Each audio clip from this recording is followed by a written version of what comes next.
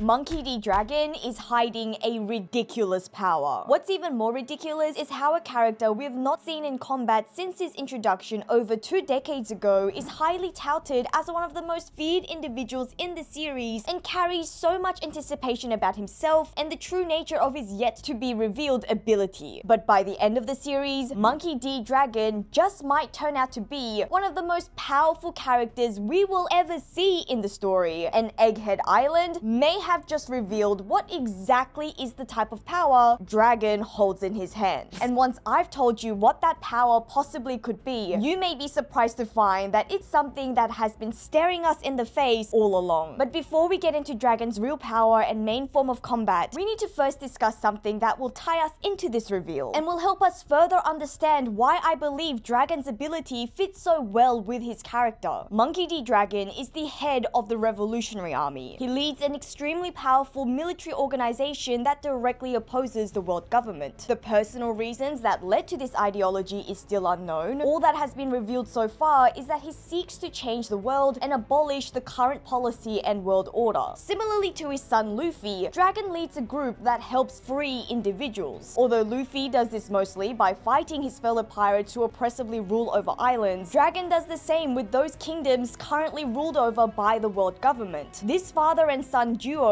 might just be aiming for the exact same thing through their separate choices of actions, and that is to liberate the oppressed. The main difference with how they go about their business is of course that time and time again we have followed Luffy's story and we've seen him lead and liberate with his belief, and mostly really with his fists by punching the oppressor away. But when it comes to Dragon, how he achieves his goal is yet to be fully seen. He's mainly moving from the shadows and has not been seen in direct conflict himself with anyone in the series. The only time we've seen him in such a scenario against those who are his opponents was with Smoker, whom he did not physically harm. And I believe this distinction is important when figuring out Dragon's ability. But the most important distinction I want to make is between those who are subscribed and those who are not subscribed. And if you fall into that latter category, I suggest you press that red button right now. I would really appreciate it, and you will get more One Piece discussions in return.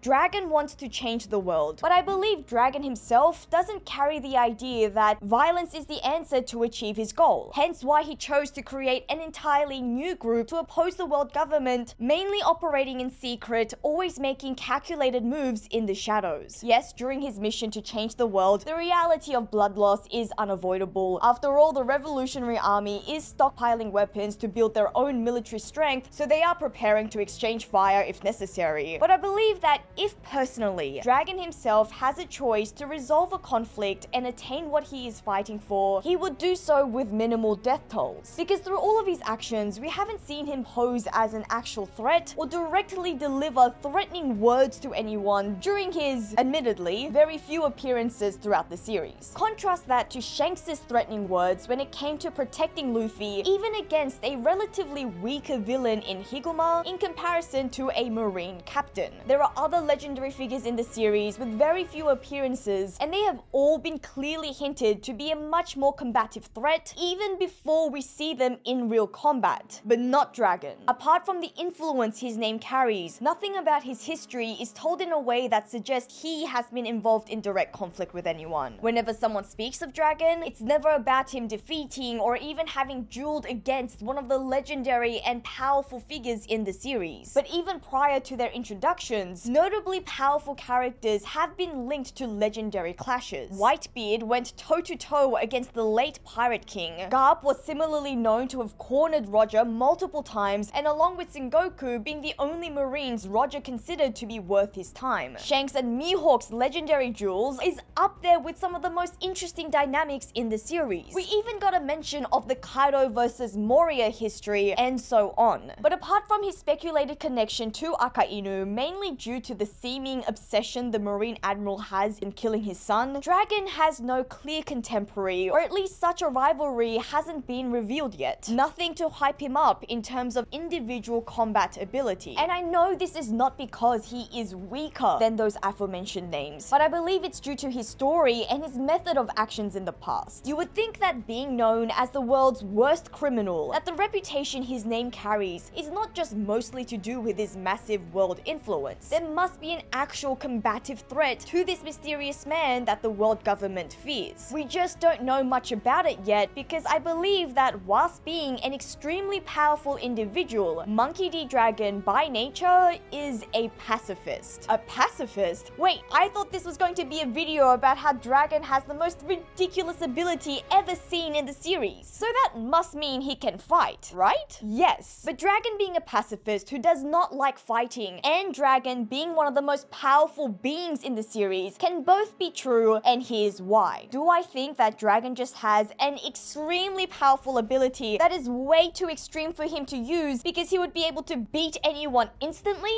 No, not at all. But I do believe that Dragon as a pacifist has a ridiculous ability that at the same time is a power that allows him the choice to not necessarily harm his foes, or in an aggressive way at least. So what is the power that will fit with Dragon's nature? First of all, I believe Dragon's physical prowess as a hand-to-hand combatant will not be far off from the other Monkey D family members. His son Luffy is a genius at utilizing his devil fruit to serve him well in hand-to-hand combat, and Monkey D. Garp, who went toe-to-toe with powerhouses and was involved in some of the most legendary battles in the series without a devil fruit, relying solely on Haki and his top-notch physical ability, earning him the nickname Garp the Fist. So to say that Dragon would be just as good, if not better than his son, who arguably still hasn't reached his peak yet, and the old man in the family who is past his prime, Dragon right now in terms of power may just be at his current peak out of all the members of the Monkey D family. And I believe that Dragon, when it comes to straight up hand-to-hand combat alone, is good enough to take on anyone in the One Piece world. And for that same line of reasoning, Dragon having mastered all three types of Haki is almost a guarantee. But we know that hand-to-hand combat and Haki are not the only forms of combat in One Piece, because another prominent way to fight is via the use of devil fruits. And I believe that Dragon also has a devil fruit, and perhaps the most insane devil fruit we will see in the series. And how does Egghead Island come into this? One word: Vegapunk.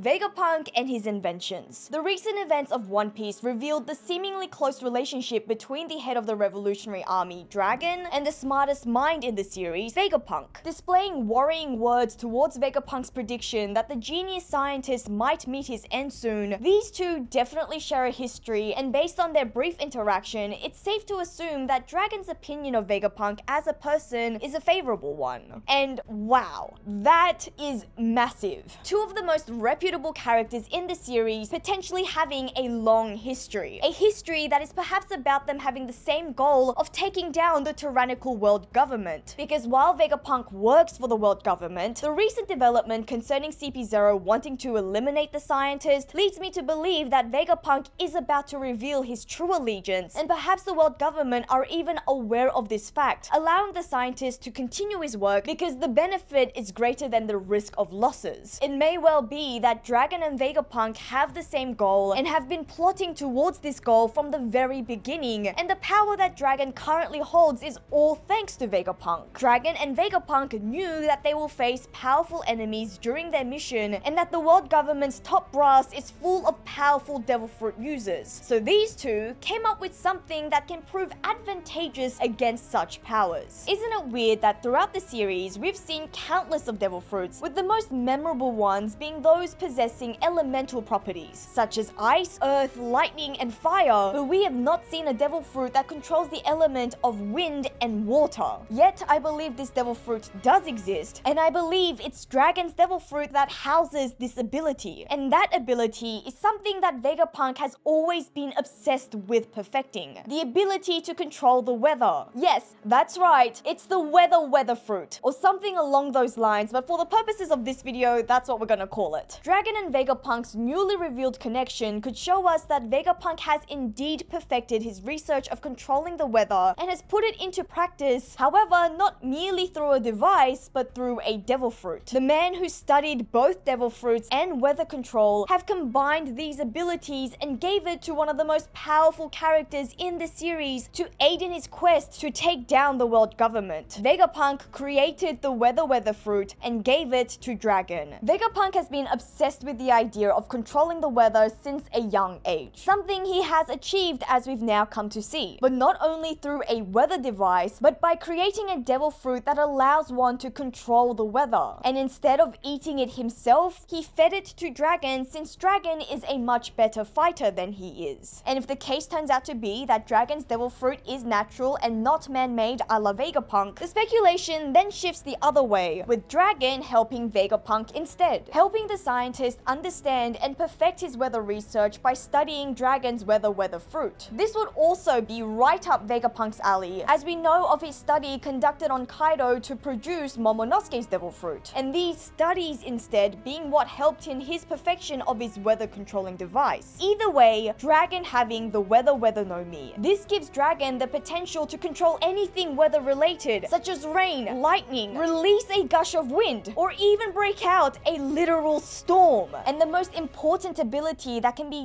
used with a weather-based power in negating other devil fruits, and perhaps even requiring the awakening of this fruit, is affecting or controlling the ocean tides itself. Wind and weather patterns are factors that can affect an ocean's tide, and control of the tides is a huge deal in a world where devil fruit users' weakness comes in the form of the sea. Not to mention that sea tides can even connect to the moon itself. This is a power that would simultaneously give Dragon crazy abilities and powers, but also in line with his pacifist nature. Imagine Jinbei's use of water-based attacks, but utilizing air pressure and climate variations to manipulate the sea in all sorts of crazy ways. But at the same time, rather than being an aggressive, offensive type of attack, control of the weather to make use of the sea means Dragon would be just rather nullifying the attack capability of others and physically weakening devil fruit users instead. Fitting in nicely with the assumption that if it was up to him, Dragon would rather stop or counter the fighting, as opposed to him aggressively initiating combat himself. And this could also explain why the world government considers Dragon to be such a threatening individual, a man with the powers to combat the abilities of other devil fruit users, a force to be reckoned with indeed. And if this is true, pacifist nature and the devil fruit to support it was literally seen even prior to his first appearance, with the sudden downpour of stormy rain wetting the gunpowder of the Marines, again perhaps choosing to take away his enemy's weapons instead of a more aggressive approach. It's possible that this unique character and power of Dragon's was revealed to us in chapter 99, and Dragon having this devil fruit would be in line with all of his previous appearances. The lightning that hit Buggy, stopping him from executing Luffy, the sudden gust of wind blowing away the Marines right after Dragon saved his son from Smoker, the sudden storm on that same very night, even how he rescued Sabo in the middle of the ocean without being seen could have been through the use of his wind abilities to allow him to move around. Ultimately, by the end of the series, chapter 100 will be a chapter we'll look back on in retrospect as one of the most world-shifting events in the story, and the appearance of Monkey D. Dragon and his unique ability will be the main reason why. Using his devil fruit powers to save Luffy, thereby allowing his son to continue on his journey to eventually become the Pirate King. And now those are my thoughts on the mysterious enigma Monkey D. Dragon and his crazy ability. But let me know what you guys think by leaving a comment below. Please do subscribe for more One Piece discussions. You can also become a Joyfleet executive officer by becoming a member or Patreon to this channel, and I do want to thank all our executive officers for their support. This is Joy Girl, and I'll see you again soon.